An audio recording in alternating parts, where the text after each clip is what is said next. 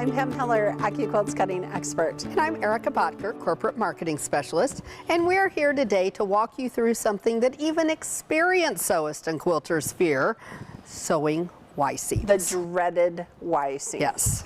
Listen, Y seams don't have to be scary, and once you've mastered them, it opens up so many design possibilities. It really does. So together, Erica and I are going to walk through this process. We're going to share some of our favorite tips. So let's start by looking at some examples of when you would use a Y seam. Right. So this quilt that we have is our adorable Go Cube 8-inch Hugs and Kisses baby quilt. It's darling. It is so cute. Now to form this X, we've used a parallelogram and some half square triangles to make a square. Right, and so this right here is where that Y seam is going to be. That Y seam is, so right here. So you've got your stem of your Y is there between your parallelograms, and here we go. And then it gives you that cute kiss. So darling. Cute kiss. All right, so now here's another example. This is our patchwork portfolio pattern. And it's truly a sample block that we're going to be making today. We're just going to make it bigger. So again, we have those great parallelograms, those half square triangles on the outside, and then little tiny half square triangles. So right here, Erica, is where that Y seam is. That's right. And this looks really complicated, but we actually only use 2 dies, right? That's right. It's shapes 5 and 7. Excellent. Okay. And that actually is the same as our sample block that we have here, even though it looks totally different. I made this with the 12-inch cube, and it's just shapes 5 and 7. It's actually called the red and white cross block, and it's one of our 72 different mix and match quilt blocks that you can make with your basic cube. Excellent. You'll also need those Y seams to build classic tumbling blocks. Yes. All right, out of diamonds that you're going to cut with your strip dies. Yes. So we cut these with our 2.5-inch strip die. Right. But you could make tumbling blocks anywhere, a variety of sizes from 1 all the way to 6.5 inches. Absolutely, absolutely. Okay. And you're going to use the 60-degree guideline for that, right? Yes. Okay. So our first pro tip for you is to mark your 1/4-inch intersections where those Y seams are going to be. Right. Now, I know some quilters will eyeball this, Pam. Yeah, it's never going to work. You know, I just find that I get my best results if I take the time and do this marking step. Right. And quilters, I'm going to tell you, you want to mark all of your pieces before you start to sew, because you're going to kind of get in that groove, maybe do a little, you know, chain piecing. Okay. So what you need is to grab a small ruler. This has a 1/4-inch seam and a marking tool, and here's what you need to mark. Okay. So I'm going to start here with our tumbling blocks. Great. Okay. I'll move our little pins out of the way. So to make tumbling blocks, we're just going to put 2 red diamonds together, and then add the pink diamond, okay? So the Y seam is going to be right here. So what I'm going to do is I'm going to put this with the diamonds together, and then I'm going to mark a 1/4-inch seam and a 1/4-inch seam here. Right, and it's that intersection point that we're worried about, because you're going to be sewing from the tip to that point. Right, and I'm going to tell you, Erica, I usually use a fine tip marker. I do too. I do too, because I want to be exact about where I've placed it. Right, so I'm just going to come right here, find that great 1/4-inch seam. Also, quilters, you want to make sure you can sew a good 1/4-inch seam. Right. Okay. Check your 1/4-inch seam allowance. Yeah. And Pam's using a water-soluble marker. We carry the ones by Clover on our website. We do. And they're great. So get the fine line one and you're going to be all set. Okay. So we're going to show you a couple of options when it comes to sewing these seams. But you know what? They're all basically going to start the same. By sewing together that marked center piece, stopping at that 1/4-inch point, and you want to stop right on that mark and then back stitch to secure your seam. Right. Okay, so I've already marked my diamonds. Okay. So Erica, I'm going to sew from this point here to this point here. I'm going to stop. Okay. I'm going to follow your good example and put a little pin in there. I think it's easier to see your mark. It is. It depends on what kind of foot, how your foot is, but. Right. Okay. Okay. So while I'm doing this, do you want to show the block you sewed? I sewed my parallelograms together already, and you can see where I stopped, and I back stitched right here, right at that 1/4 inch point, okay? And you can look at it. Oh, here's my mark side. I marked on the pink side. So you can see, I like to mark going each way, and that way I have that intersection point. Oh, there we go. Okay. Are we ready to press our seam open? You would think so, but no. No, you're not.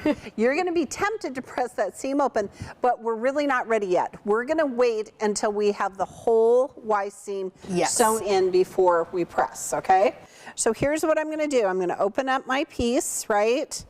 And then I'm going to make sure that this is how it goes. I always have to do this step. And then I'm going to sew it here with the seam on top. Okay? So I'm going to start right here at the end, and then look, because I've marked and I can see right there where my seam stops, that's where I'm going to stop. Okay? So I'm going to sew this. And again, quilters, take some fabric from your stash and practice doing a little test block. Absolutely, absolutely. Okay. And there's different methods. We're going to show you 2 different. They're all very similar. Whatever's going to work the best for you is fine. We won't call the quilt police, right? No, there's no quilting police. There's no dye police. Okay, so now once I've sewn that side, then I want to make sure that I have this piece away. Okay. And then I'm going to start sewing right here where it was off, right, where it stopped. And then I'm going to come down here. So. And the more you work on these, the more comfortable you're going to be. Just make sure that you've got your seam allowance out of the way. You never want to catch any of that seam allowance in one of the other seams. I have done that before. It will make you cranky. Yeah, and then you have to take out a couple stitches, and you're always better stopping a stitch short than going a stitch over. Just keep that in mind. Okay, so now look at this. Look at that. Look how easy that was. Okay. Now, Erica, we have some pressing tips for this. So the first thing we're going to do is right here in this stem part, we're going to press this open. Right? Okay, now what are we going to do with the sides? You know, this side, there are different ways that you can press these, but I like to then press these sides down. I do as well. And you're going to kind of notice that they're going to generally go towards that way, right? So then when you're sewing your seams together. So look at this, how cool this is. That's fantastic. All right?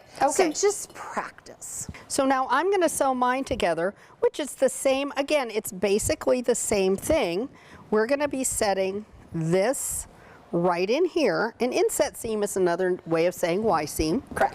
But I'm going to go ahead and lay mine out kind of like a book, and I'm going to turn down my top page. I love this concept. This is how you're going to do squares all the time. And I'm just going to kind of, and you can do it with the triangles too, I'm just going to kind of finger press it open. Then mine needs to lay like this, so that's going to put this first side here. Now, because I've got seams here that I want to match up, I'm going to make sure those are lined up and put a pin. Yes, you know me. I do. There's another one for the bottom. And then down here where we've already folded it, I'm not even going to have to mark because I can feel exactly where that is. I'm kind of using my fingernail. And Erica, this is a process. This is like a marathon, right? We're going to do step by steps. You're not going to want to rush through this. So now I'm going to sew my 1/4 seam right down here. I'm going to stop, you know, where it meets up with this seam, and I've got a pin there so that I can see where it is. Excellent. And again, remember, quilters, you want to make a little test block. And I like the fact that we make test blocks so we can see how those pieces lay together. Okay. And you don't want to sew over your pin. Nope. Just come right to it and stop. And I'm going to go backwards. You want to secure that seam because there's going to be a little bit of pressure on it. There is. There is. Okay. So I've got that first seam done. Now, are we going to press yet? Nope. Nope. Not yet. Okay. Now we're just going to go ahead and pull this out of the way. And now I can go ahead and sew the rest of the way down. But again, because I've got that seam, I'm going to just make sure that I've got that lined up. Right. because and you can show. Yes. Okay. So she's come down here to this one side, and now she's added the other side. That's right. Ah, I just love this. You know, and I feel like quilters are a little nervous about Y seams. Absolutely, But they are. this is such a great way to just go through and just practice doing them. Okay.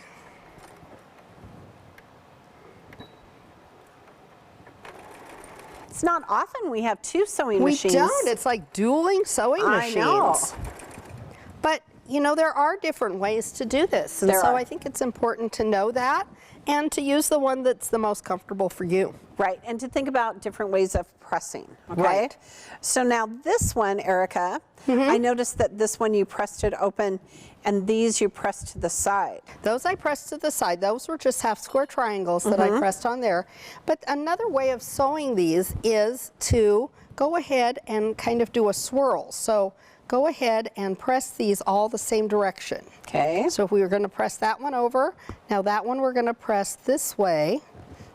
This one, wait, I want to show a trick.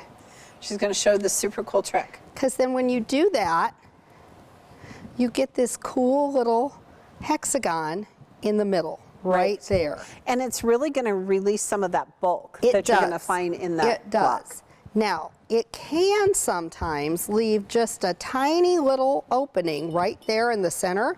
So I really most of the time do the other method. Okay, so we talked about pressing the one open, the others towards the bottom, swirling them around. It's really up to you, quilters, whatever you like best.